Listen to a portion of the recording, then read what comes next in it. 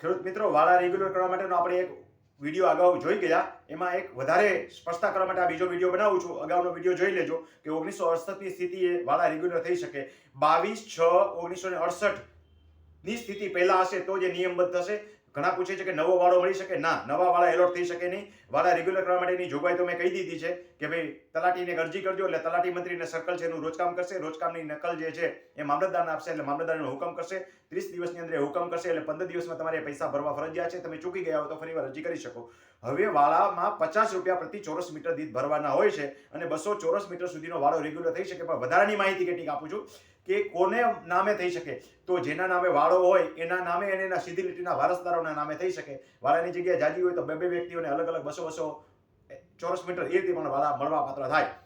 એમાં વારસદારનો હક હોવો જોઈએ. વારસાઈથી વાળો રેગ્યુલર થાય.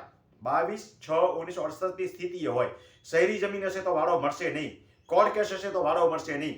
વિવાદિત જગ્યા હશે તો વાળો મળશે નહીં. એ બધું પતાવટ કર્યા પછી વાળો મળી શકે, પણ શહેરી જમીનમાં તો મળતો જ નથી. ટૂંકમાં 1968 પહેલાનો નિર્વિવાદિત કબજો હોય તો જ એ વાળો મળવા પાત્ર થાય છે.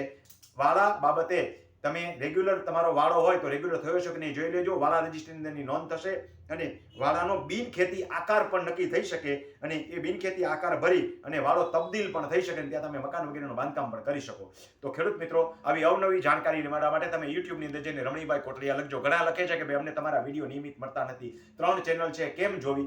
ભાઈ એક ચેનલ એકવાર હાથમાં આવે એટલે સબસ્ક્રાઇબ કરી લેજો. જેમ કે રમણીભાઈ કોટડિયા ખેડૂત માર્ગદર્શક ચેનલ છે, એને તમે સબસ્ક્રાઇબ કરી તો એ રેગ્યુલર તમને વિડીયો મળશે. પણ રમણીભાઈ કોટડિયા રેવન્યુ માર્ગદર્શનના વિડીયો નહીં મળે, એને પણ તમારે એકવાર સબસ્ક્રાઇબ કરવી પડશે. હું કોઈને સબસ્ક્રાઇબ કરવાનું કહેતો નથી. તમારે જે ચેનલો જોવી હોય એ ચેનલ રેગ્યુલર તમને ઓડિયો મળે તો સબસ્ક્રાઇબ કરી લેજો, નહીંતર જેમ જેમ રેન્ડમલી આવે એ પ્રમાણે તમે જોઈ શકો છો. પરંતુ એમાં તમને રેગ્યુલર નહીં મળે, પહેલામાં તમને રેગ્યુલર મળશે. અને એકવાર ચેનલ તમારા હાથમાં આવી જાય એટલે રેગ્યુલર બધા ઓડિયો વિડીયો જોઈ લેજો એટલે તમને આવી અવનવી માહિતી મળતી રહેશે.